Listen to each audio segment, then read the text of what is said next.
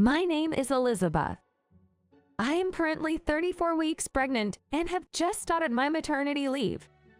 In our 2-bedroom rental apartment, baby items are steadily accumulating, and I eagerly await the day I get to meet my baby. As I make coffee, I speak to my husband, Jack, who is struggling with assembling the baby bed while consulting the instruction manual. Let's take a break and have some coffee.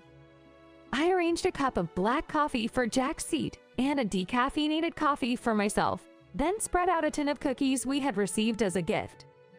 It smells good. Right? I ground beans for the first time in a while. I wish I could drink good coffee and alcohol. Can't wait to wean the baby. You're already talking about that, and the baby isn't even born yet. While laughing, Jack came over from assembling the baby crib and asked, "Is it difficult to assemble? I really wanted a round type, but maybe a square one would have been better." To which he replied, "It's cute and nice. We should buy furniture we like since it's always in sight." Spending a peaceful Saturday afternoon like this, I feel it's a luxury knowing soon we'll have to say goodbye to these moments. Well, these cookies are amazing. Where did you get them? That good? Chrissy went to France last week. It's a gift from there, from a famous store. Chrissy always picks great gifts. She knows good places to eat.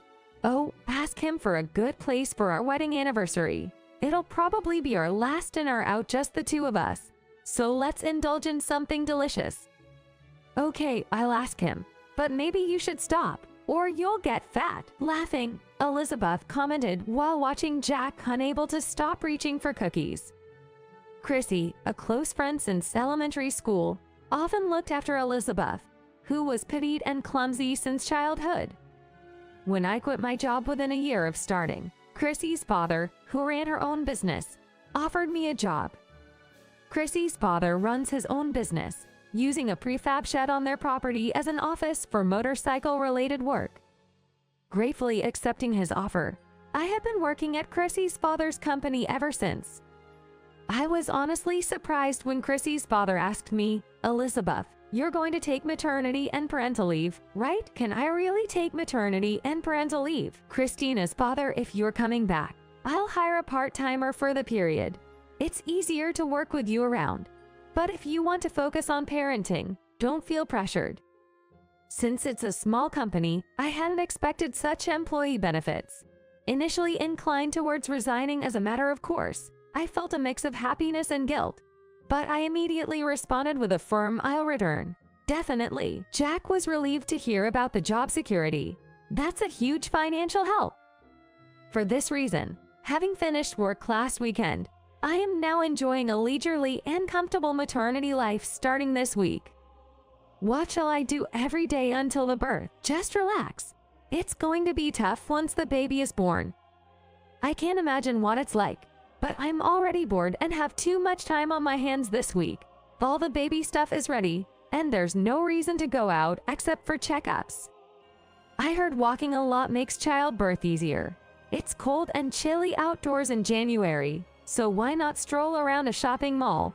Window shopping sounds good, right? Hearing this from Jack, I decided to visit the shopping mall next week, wandering around for hours with the sole purpose of walking. That day, tired of the usual mall, I ventured to a larger mall 2 stations away. Entering the final month of pregnancy, my belly was getting noticeably heavier, so I walked around the mall, taking breaks on benches.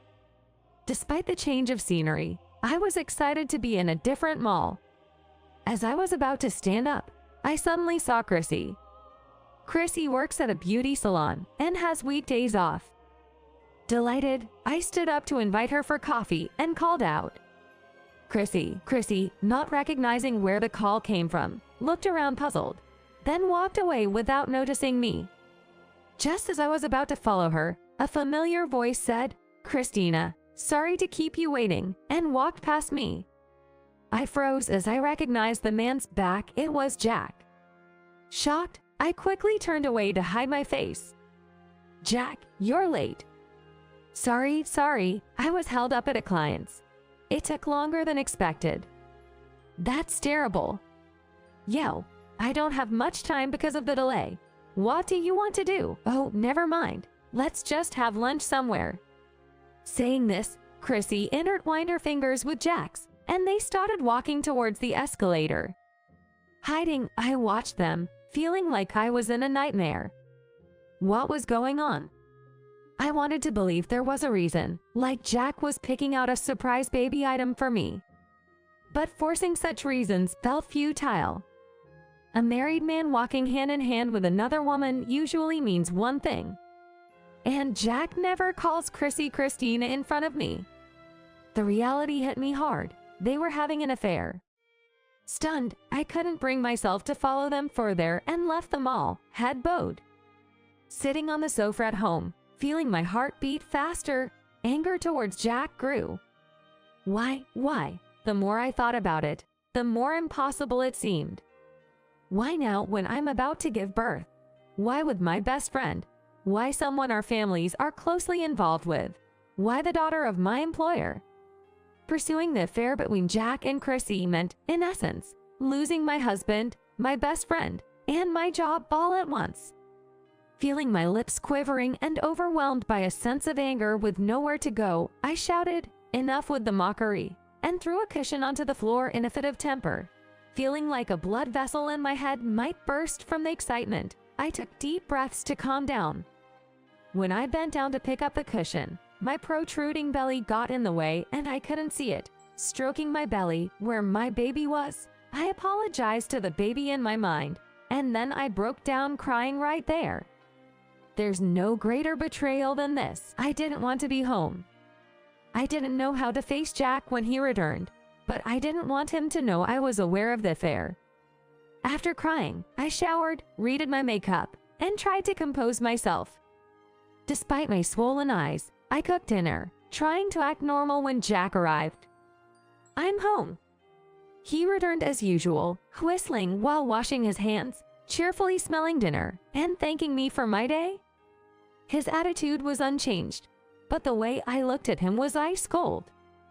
"Did you walk around the mall today?" "Yes. The heating is on, so no need for a coat. I have to walk a lot for an easy delivery." "Huh? Do your eyes look swollen?" "Yes. After coming back home and eating peanuts, my eyes started itching. I rubbed them a lot. I don't have a peanut allergy, so I wonder why." I smoothly rattled off the excuse I had thought up in advance. "Really? Maybe you're more delicate because of the pregnancy. Be careful, okay? Maybe avoid peanuts for a while." "Yay, that sounds good." Relieved that my lie worked, I set the dinner table. "By the way, did you ask Chrissy about the dinner restaurant? We need to book it soon." Startled by Jack casually mentioning Chrissy, I tensed up. "Can we cancel the dinner?" Why? Because, like today, my eyes suddenly swelled up. I'm scared something might happen at the restaurant. I was looking forward to our last date, but okay.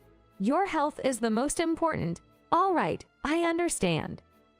I clenched my fist under the table, but Jack nonchalantly finished dinner and started playing video games on the living room sofa as usual.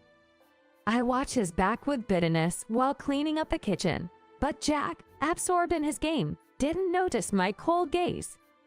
For days, I was consumed by anger and sadness, unable to think. As time passed, I started seeing reality more clearly. The baby in my belly was due any moment. I had to think about how to live our future. Should I make my child fatherless? Or is it better not to have a father like Jack from the start? I chose the latter.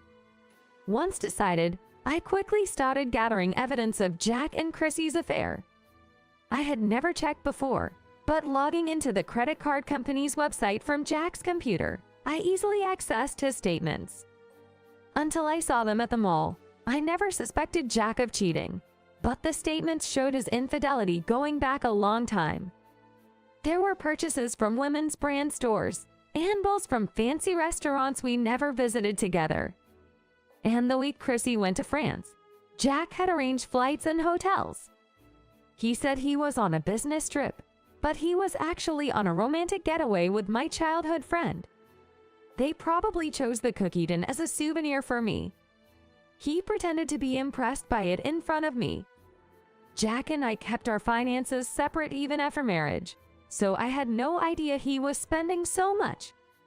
When I found his bank book and checked, there was hardly any savings. Trust is a scary thing. Once you find a flaw, the whole facade unravels quickly, and I realized how easily I had been deceived.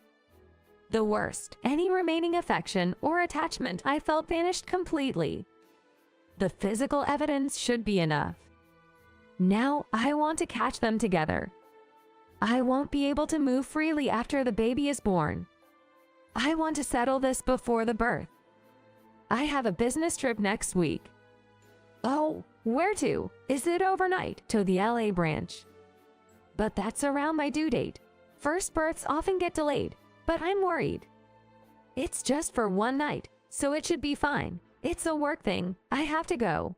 If anything happens, I'll fly back right away. As soon as Jack, who had just decided to go on a business trip, came home, I spoke with a surprised tone. In truth, I knew his destination wasn't LA. I had seen from his credit card history that he had booked a flight and hotel for next week. The hotel's name included San Francisco. Jack's company has a branch in San Francisco, so at that moment, I couldn't be sure. But when he said it was a business trip to LA, I knew for certain it was a lie. Isn't there any way you can avoid it? I don't want to spend the night alone. But it's not certain that the baby will be born on that exact day, right? I was beyond angry, now just astonished, that he would plan a cheating trip even during the week of my due date. Clearly, Jack no longer loved me. I felt like crying out of frustration, but Jack, misinterpreting my tears as anxiety, hugged me and confidently said something he couldn't possibly guarantee. It's okay, I'll rush back even in the middle of the night. Feeling nauseated by Jack's touch, I gently pushed him away and said, I see, it's work, so it can't be helped. Sorry for being selfish. Next week would be critical. Whether labor would start before his trip or not. My priority was to safely deliver the baby, but I desperately wanted to catch them together. I had to figure out a way to be prepared for any scenario. The following week, my belly still large, the day of Jack's fake business trip arrived. As Jack cheerfully packed his suitcase, I commented, "You seem quite happy for a business trip." He hastily replied, "Not at all. It's work. It's not fun," and got defensive. Ideally, I would have followed Jack myself, but given my current condition, I decided to ask my brother for help. After telling him everything, he was, understandably, furious. My brother and Chrissy's brother were classmates and still in touch. He couldn't let it go, so he agreed to wait at the airport. I had decided to trust my brother with the situation, but the timing couldn't have been worse.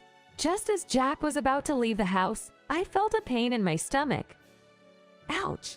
At first, I thought it was my imagination, but then a stronger pain hit, and I was sure. No, it seems like it's starting. You're kidding. Right now, when I'm about to leave, Jack looked pale as he peered at me. Are you okay? Can you go to the hospital by taxi alone? Aren't you going to take me? Aren't you going to be there? But you know I have to go now. Didn't you say you'd fly back if anything happened? Barely able to breathe, I glared at Jack, clutching his shirt. After a moment of silence, he said, "All right, I'll grab the car keys. Wait here," and went back to the living room. I wondered why it took so long just to get the keys. Finally, he returned and carried me on his shoulder. "Can you walk?" "Yes, but it hurts." Gritting my teeth, I got into the car. Jack drove recklessly. It was about a 20-minute drive to the hospital. I endured the pain, reclining in the passenger seat. There was no time to contact my brother. When we were 3 traffic lights away from the hospital, Jack's phone rang. He tensed up, but then the light turned green, and he had to drive on. The phone, connected to the car via Bluetooth, displayed Christine on the navigation screen. I mustered all my energy and touched the call button on the screen. "Hey, stop it," Jack yelled, but I was quicker. The next moment, Chrissy's furious voice came through. Jack, I just checked Messenger. What's going on? I'm already on my way to the airport. Canceling on the day itself is just too cruel. You could have just left Elizabeth with an ambulance. If you come now, you can still make it. Come quickly. I couldn't tell if it was the pain in my body or my heart that ached more at Chrissy's words, but I screamed something unintelligible. Jack hastily ended the call and continued driving in silence. Then, unbelievably, he pulled up to the hospital's roundabout, yanked my arm, and dragged me out of the passenger seat. I fell to the ground with too much momentum. You'll manage from here, right? I'm going to go on my business trip now. Good luck with the birth. Saying this, he jumped into the car, sped off, and disappeared. People at the roundabout, shocked by the unbelievable scene, rushed into the hospital to call for help. Unable to think anymore, I was quickly taken inside by the nurses and doctors who came running out. Eventually, I lost consciousness due to the immense mental shock and apparently delivered my child through a cesarean section. When I next awoke, everything was over. As I opened my eyes, the white hospital ceiling slowly came into view, and I was addressed by a nurse. Mrs. Elizabeth Carter, can you understand me? Yes. You're in the hospital. Do you understand? Yes. Your baby was born safely. It's a boy. Hearing this, I covered my face with both hands and wept. Who could have imagined such a birth? Not me, 2 months ago. Even after learning about Jack and Victor's affair and feeling despair, I never thought it would go this far. To abandon a wife in labor for a mistress, is that even human? The nurse, Diane, seemed lost for words at my state, but returned after a while with my baby. Here's your baby. Holding my small, warm child for the first time, I was overwhelmed with guilt for giving him such a father. It's better for him not to know his father. I muttered this to the nurse. Jack returned to the hospital 6 hours after I regained consciousness, by which time it was already dark outside. Jack, coming up to the maternity ward through the night corridor, didn't speak to the nurse's station, but wandered, looking for my name on the door of the hospital rooms. Fortunately, Diane, who happened to be my nurse, recognized him and approached him from behind. Are you looking for someone? Please, you need to write in the visitor's book at the nurse's station. I'm the husband of Elizabeth Carter, who was admitted this morning. Mrs. Carter's, I see. Please come this way. Diane led Jack to an empty lobby chair, then excused herself momentarily to return to the nurse's station before coming back. My wife, she's gone. What? Jack stared blankly at Diane, not comprehending her words. You won't be able to see Elizabeth and the baby here. Unfortunately, they're not here. What do you mean? The shock of you dragging her out of the car and leaving her at the hospital entrance was too much. She was conscious until we got her to the delivery room, but then she lost consciousness. Just from that, it can't lead to the worst case scenario, can it? The worst case scenario? What do you mean by that? I think, for Elizabeth and her baby, you are the person who caused the worst case scenario. What the heck? That's rude. Anyway, let me see Elizabeth. I'm her husband. Just as Jack was getting agitated, the elevator doors opened and a man stepped out. You're Mr. Jack Carter, right? Huh? Who are you? I'm attorney Victor Campbell. I've come to greet you as the representative of Elizabeth Horiuchi. Saying this, the man handed Jack a business card. A lawyer? Jack looked at the man with a startled expression. Yes. Elizabeth has expressed her desire to dissolve her marriage with you and has directly requested my services. Wait, didn't Diane just say Elizabeth died? Jack glared fiercely at Diane. I didn't say that. I said she's gone. It's not a lie. Elizabeth isn't here in this hospital, right, Mr. Campbell? Yes. The hospital surveillance camera clearly captured you dragging Elizabeth out of the car. It was deemed extremely dangerous. So Elizabeth and her child have been taken into protection. I can't disclose the location of the hospital where they've been transferred. Why, I properly dropped her off at the hospital. How is that violent? I even came back from my overnight work in one day. You were supposed to be on a business trip to San Francisco, right? Tough job. Yes. I hurried back from San Francisco because I was worried about Elizabeth.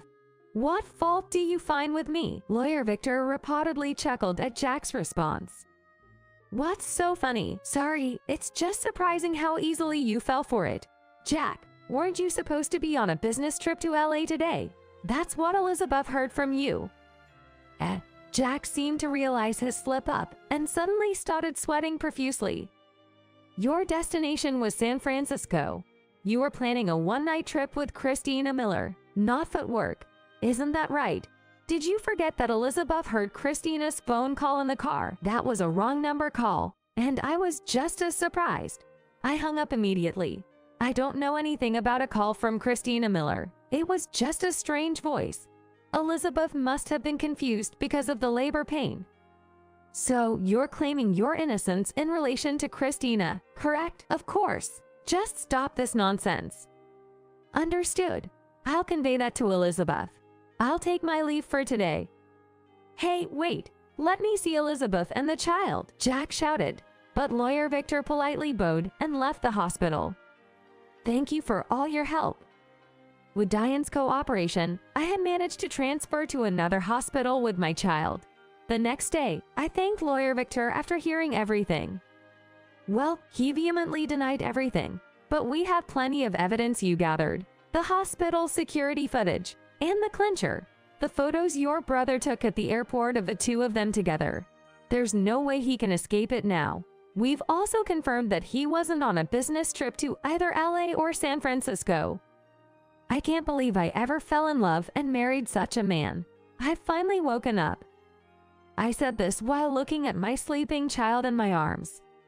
It's good that you no longer have feelings for him. It will make the divorce proceedings easier for you. I've seen many divorces in my line of work, but rarely someone like your husband.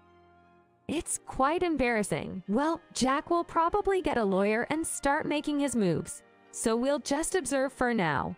Please focus on your postpartum recovery, Elizabeth. I'll proceed with the preparations. Thank you.